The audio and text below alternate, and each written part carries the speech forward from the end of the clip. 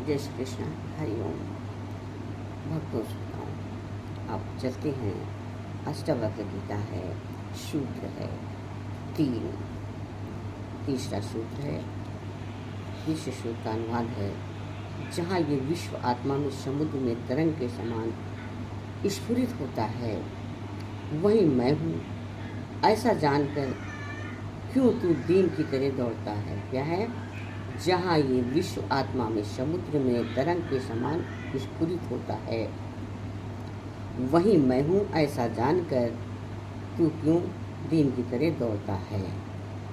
ये सूत्र है तीसरा, और तीसरा प्रकरण है, आत्मज्ञान के बाद आसक्ति का त्याग हो जाता है। व्याख्या है, अष्टावक्र फिर कहते हैं कि जो स्वयं आनंदित नहीं है वही दूसरों से में आनंद ढूंढता फिरता है। जो स्वयं सुखी नहीं है वही विषयों में सुख खोजता है। जो स्वयं तृप्त नहीं है वही दीनहीन भिखारी की तरह दूसरों से तृप्त प्राप्त करना चाहता है, किंतु दूसरे कभी सुख आनंद नहीं दे सकते हैं। विषयों से क्षणिक सुख मिल सकता है, किंतु शाश्वत आनंद नहीं मिल सकता है। इस क्षणिक सुखों की प्राप्ति के लिए मनुष्य चोरी, हत्याएं, बेईमानी, झूठ, कपट, शोषण, रिश्वतखोरी, धोखा, परवेश सब करता है। हजारों को कष्ट पहुंचाता है, गला घोटता है, भ्रष्ट लोगों की चटकारता करता है, अपने में को हीन दीन समझकर दूसरों को आनंददाता, गरीब नवाज मालिक कहता है। ये सब किस लिए? इसलिए कि वो ये समझता है कि ये मुझे सुख देंगे। इसका कारण है कि उसके पास अतुल संपत्ति परमानंद का जो खजाना है उसका उससे ज्ञान ही नहीं है, उसको उसे अनुभव ही नहीं है। इसलिए वो दीनहीन होकर सदा दूसरों से याचना करता है। अष्टावक्र इसी तथ्य को प्रकट करते हुए जनक से प्रश्न करते हैं कि ये उस अथाह समुद्र रूपी आत्मा में तरंगों के समान क्षुद्र है, जिसका कोई अस्तित्व नहीं है, न ये नित्य है। तू आत्मा रूपी अथाह समुद्र है, ऐसा तूने जान लिया है। फिर महान को छोड़कर तू दीन की तरह इन क्षुद्र तरंगों रूपी वासनाओं के पीछे दौड़ता है। हीरा मिलने पर भी कंकड़ पत्थरों की आकांक्षा करता है। ऐसा क्यों? अष्टावक्र ये जानना चाहते हैं कि ये इन क्षुद्र वासनाओं से मुक्त हुआ या नहीं, क्षुद्र वासनाओं से मुक्त हुआ है या नहीं। इसी के साथ तीसरा सूत्र विव्याख्या संपूर्ण होता है। अब सूत्र संख्या 4, सूत्र संख्या 4 है। अनुवाद है, आत्मा को शुद्ध चैतन्य व अति सुंदर सुनकर भी कैसे कोई इंद्रिय के विषय में अत्यंत आसक्त होकर मलिनता को प्राप्त होता है। क्या है? आत्मा को शुद्ध चैतन्य व अति सुंदर सुनकर भी कैसे कोई इंद्रिय के विषय में अत्यंत आसक्त होकर मलिनता को प्राप्त करता है या प्राप्त होता है। व्याख्या है, व्याख्या अष्टावक्र को आश्चर्य हुआ कि इसे सुनने मात्र से आत्मज्ञान कैसे हो गया। वे पूछते हैं कि जब तूने आत्मा को शुद्ध चैतन्य व अति सुंदर जान लिया तो भी कामासक्त होकर इंद्रिय के भोगों में क्यों अत्यंत आसक्त होकर मलिनता को क्यों प्राप्त होता है। और यदि अज्ञानी इनकी ओर आसक्त रहते हैं तो समझ में आता है कि उन्हें महान आनंद नहीं मिला, इसलिए क्षुद्र आनंद में लिप्त हैं। किंतु ज्ञानी इस आत्मरूपी महान आनंद को पाकर भी यदि क्षुद्र में रस लेता है तो इसका अर्थ है कि उसे अभी आत्मा आनंद का अनुभव हुआ ही नहीं, ज्ञान हुआ ही नहीं। और जनक के उत्तर पर ही अष्टावक्र निश्चित करेंगे कि इसे ज्ञान हुआ या भ्रांतिमान है। जब जनक उत्तर देंगे तब अष्टावक्र समझेंगे कि इसे ज्ञान हुआ है या भ्रम है, केवल भ्रम समझा है कि में है। इसी के साथ सूत्र संख्या 4 संपूर्ण होती है। सूत्र संख्या 5 बहुत छोटे छोटे से हैं। सूत्र संख्या 5 का अनुवाद है, जब भूतों में आत्मा को और आत्मा में सब भूतों का जानकार भी मुनि को ममता होती, यही आश्चर्य है। या सब भूतों में आत्मा और आत्मा में सब भूतों में जानकर भी मुनि को ममता होती है, यही आश्चर्य है। व्याख्या, शिक्षक विद्यार्थी को पढ़ाता है। अंत में परीक्षा भी लेता है। शिक्षक विद्यार्थी को पढ़ाता है, परीक्षा भी लेता है, उत्तीर्ण होने पर ही उसे प्रमाण पत्र देता है। इसी प्रकार सच्चा गुरु शिष्य की परीक्षा भी करता है, कसौटी पर कसता भी है और स्वर्ण शुद्ध हुआ या नहीं, या अभी भी उसमें मिलावट है। बिना कसौटी पर कसे ज्ञात ही नहीं होता है कि खरा क्या है और खोटा क्या है। पुस्तकी ज्ञान के आधार पर कोई भी अपने को ज्ञानी घोषित नहीं कर दे तो अज्ञानी उसे भले ही मान ले, किंतु ज्ञानी गुरु उसे ज्ञानी नहीं मान सकता। इसलिए अष्टावक्र ने अभी जनक के ज्ञान को मान्यता दी ही नहीं है। वे कसौटी पर कस रहे हैं। वे पूछते हैं कि तूने सब भूतों में आत्मा एवं आत्मा में सब भूतों का ज्ञान लिया है या नहीं। इस प्रकार संसार एवं आत्मा में अभेद संबंध जानकर भी तुझे ममता होती है, यही आश्चर्य है, यही आश्चर्य की बात है। इसी के साथ सूत्र संख्या 5 संपूर्ण होती है। अब सूत्र आता है 6। छठा सूत्र है, अनुवाद है, परम अद्वैत से स्थित और मोक्ष के लिए भी उद्यत हुआ पुरुष काम के वश होकर कीड़ा के अभ्यास में व्याकुल होता है, यही आश्चर्य है। क्या है? परम अद्वैत में स्थित हुआ और मोक्ष के लिए उद्यत हुआ पुरुष काम के वश होकर कीड़ा के अभ्यास में व्याकुल होता है, यही आश्चर्य है। व्याख्या, आत्मज्ञान के बिना मुक्ति नहीं होगी। जनक से अष्टावक्र जी कहते हैं, आत्मज्ञान के बिना मुक्ति नहीं होगी। आत्मज्ञान से सृष्टि एवं आत्मा का भेद मिट जाता है, किंतु ये मुक्ति की स्थिति नहीं है। इसे सविकल्प समाधि कहते हैं। इसमें विकल्प बना रहता है। सभी संस्कार मन, बुद्धि, चित्त आदि बीज रूप में विद्यमान रहते हैं, किंतु इसके बाद ज्ञानी निर्विकल्प समाधि में प्रवेश करता है तो ये बीज भी नष्ट हो जाते हैं, जिससे सृष्टि में पुनः आने की संभावना की जाती है। यही पुस्तक मुक्तावस्था है। इसी को निर्वाण या मोक्ष कहा गया है। अष्टावक्र इसीलिए जनक से पूछते हैं कि तू परम अद्वैत में तू स्थित हो गया है और मोक्ष के लिए उद्यत है, अर्थात पूर्ण रूपेण तैयार है। इसका अर्थ ही है आत्मज्ञान हो चुका है, मुक्ति अभी शेष है। ये सविकल्प समाधि की स्थिति है। ऐसी स्थिति में पहुंचकर भी तू कीड़ा के अभ्यास में व्याकुल है, यही आश्चर्य है। अष्टावक्र ये जानना चाहते हैं कि तेरी काम के प्रति व्याकुलता नष्ट है या नहीं।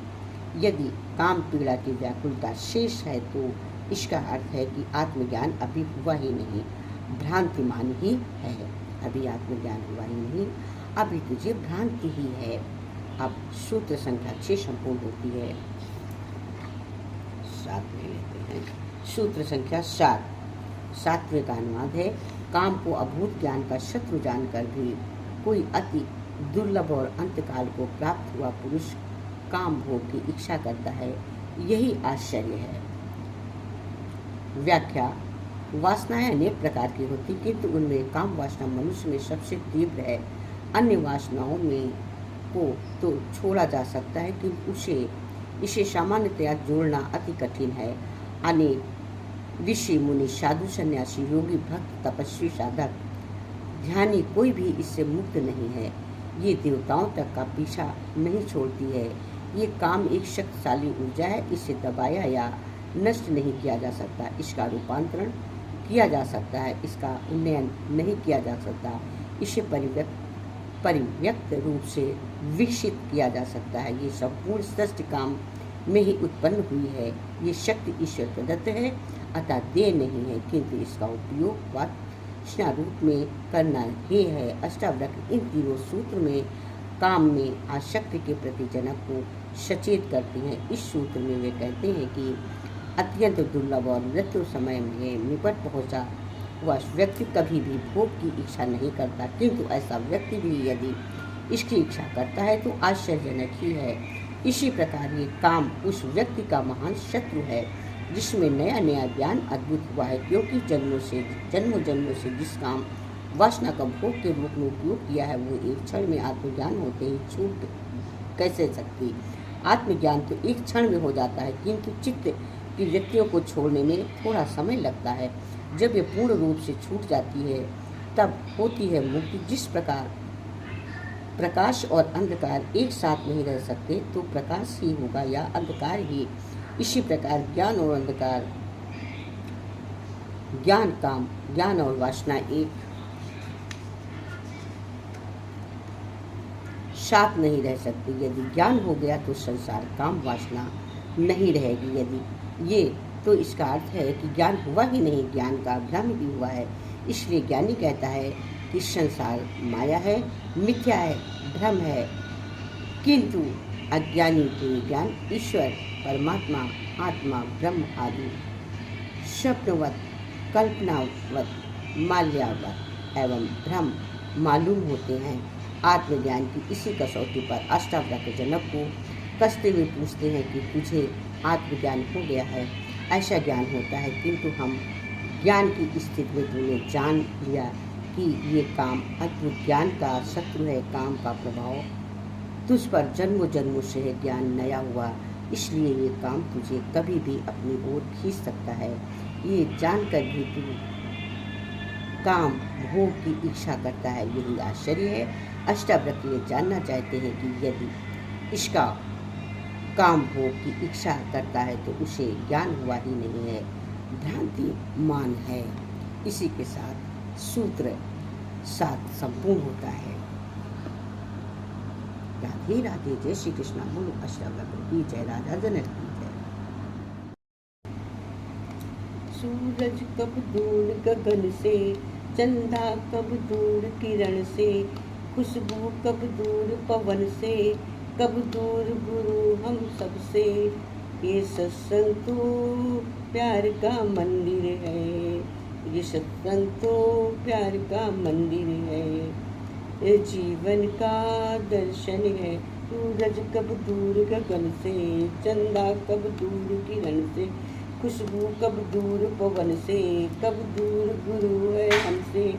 ये सत्संग तो प्यार का मंदिर है।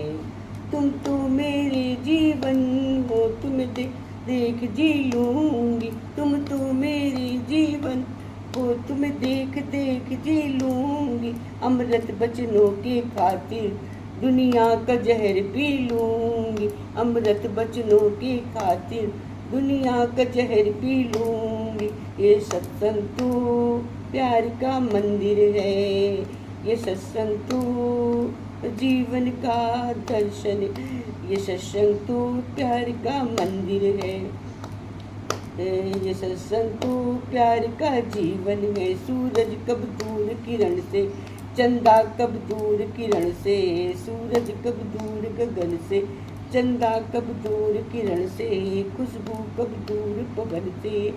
ओ गुरु कब दूर है हमसे। ये सत्संग तो प्यार का मंदिर है। तेरे पावन चरणों में ये शीश झुका देंगे हम, तेरे पावन चरणों में ये शीश झुका देंगे हम। तेरी राहों पे जो आए उसे रंग रंगा देंगे हम, तेरी राहों में जो आए उसे रंग रंगा देंगे हम। सूरज कब दूर गगन से, चंदा कब दूर गगन से, खुशबू कब दूर है हमसे, गुरुवर कब दूर है हमसे। ये सत्संग तो प्यार का जैसन है, ये सत्संग तो प्यार का मंदिर है।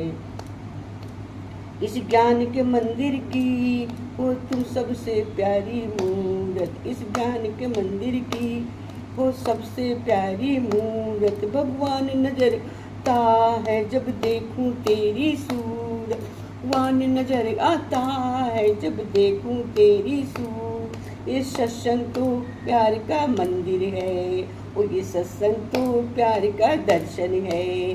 सूरज कब दूर गगन से, चंदा कब दूर किरण से, सूरज कब दूर गगन से, चंदा कब दूर किरण से, खुशबू कब दूर पवन से, कब दूर गुरु है हमसे। ये सत्संग तो प्यार का मंदिर है, ओ ये सत्संग तो प्यार का मंदिर है। अब ना जीवन में आए, अब ना जीवन में आए जीवन मुक्ति हो पाए, अब ना जीवन में आए। जीवन मुक्ति हो पाए, जीवन को सफल बनाए, दुनिया को स्वर्ग बनाए, स्वर्ग बनाए। ये सत्संग तो प्यार का मंदिर है, ओ ये सत्संग तो प्यार का दर्पण है। ये सत्संग तो प्यार का मंदिर है, ये सत्संग तो प्यार का जीवन है। सूरज कब दूर गगन से, चंदा कब दूर किरण से, खुशबू कब दूर पवन से, कब दूर गुरु है हमसे। इस सत्संग तो प्यार का मंदिर है, इस सत्संग तो प्यार जीवन का दर्शन है। और सतगुरुदेव भगवान की जय। जय श्री कृष्णा। हरि ओम। लाइक और सब्सक्राइब पे मोर। राधे कृष्णा राजा जनक की जय। आशा करती हूँ कि मेरी अष्टवक्र गीता की वीडियो आप सभी देख रहे हैं और एंजॉय ले रहे हैं, ज्ञान प्राप्त कर रहे हैं, आत्मज्ञान ले रहे हैं। और अगर मेरी वीडियो आपको अच्छी लग रही है तो मेरी वीडियो को लाइक करिएगा, ज़्यादा से ज़्यादा लोगों को शेयर करना बिल्कुल भी ना भूलें। और यदि मेरे चैनल बिना सुने पर पहली बार आए हैं तो सब्सक्राइब किए बिना बिल्कुल मत जाइएगा। फुल राजा वक्त की जय, राजा जनक की जय, सभी संत ऋषियों की जय। लाइक एंड सब्सक्राइब पे मोर। सतगुरुदेव भगवान की जय, सनातन धर्म की जय। भजन के बोल हैं, पावन है गुरु हमारा, पावन है ये गुरु हमारा, इसकी जय जयकार करो। पावन है ये गुरु हमारा, इसकी जय जयकार करो। निर्मल ओ निर्मल का वो चल बल प्यारा, इसकी जय जयकार करो। निर्बल का वो बल है, इसकी जय जयकार करो। पावन है ये गुरु रा, इसकी जय जयकार करो। पावन है ये गुरु हमारा, इसकी जय जयकार करो। गुरु हमारा बड़ा महा, बुद्धियों को देता है ज्ञान। गुरु हम बड़ा महा, बुद्धियों को देता है ज्ञान। पतियों को ये चाहता है प्राण, इसकी जय जयकार करो। पतियों के ये प्राण बचाता, इसकी जय जयकार करो। पतियों के ये प्राण बचा, इसकी जय जयकार करो। पावन है ये गुरु हमारा, इसकी जय जयकार करो। दीन दुखियों का वो है दाता, भटके हुओं को राह दिखाता। दीन दुखियों का वो है दाता, भटके हुओं को राह दिखाता। और सीधे मार्ग हमें चलाता, इसकी जय जयकार करो। दीन दुखियों का वो दाता है, भटके हुओं को दिखाता। सीधे मार्ग पर हमें चला, जय जयकार करो। पावन है ये गुरु हमारा, की जय जयकार करो। निर्बल को वो बल है, इसकी जय जयकार करो। इसकी महिमा अपरंपार मानो, ये अपना आधार। इसकी महिमा अपरंपार मानो, इसे अपना आधार। देता सबको प्यार ही प्यार, इसकी जय जयकार करो। इसकी महिमा अपरंपार मानो, इसे अपना आधार। देता सबको प्यार ही प्यार, इसकी जय जयकार करो। पावन है ये गुरु हमारा, इसकी जय जयकार करो। निर्बल को है बल है प्यार, इसकी जय जयकार करो। इसकी जय जयकार करो। पावन है ये गुरु हमारा, इसकी जय जयकार करो। निर्बल को ये बल है देता, इसकी जय जयकार करो। इसकी जय जयकार करो, इसकी जय जयकार करो।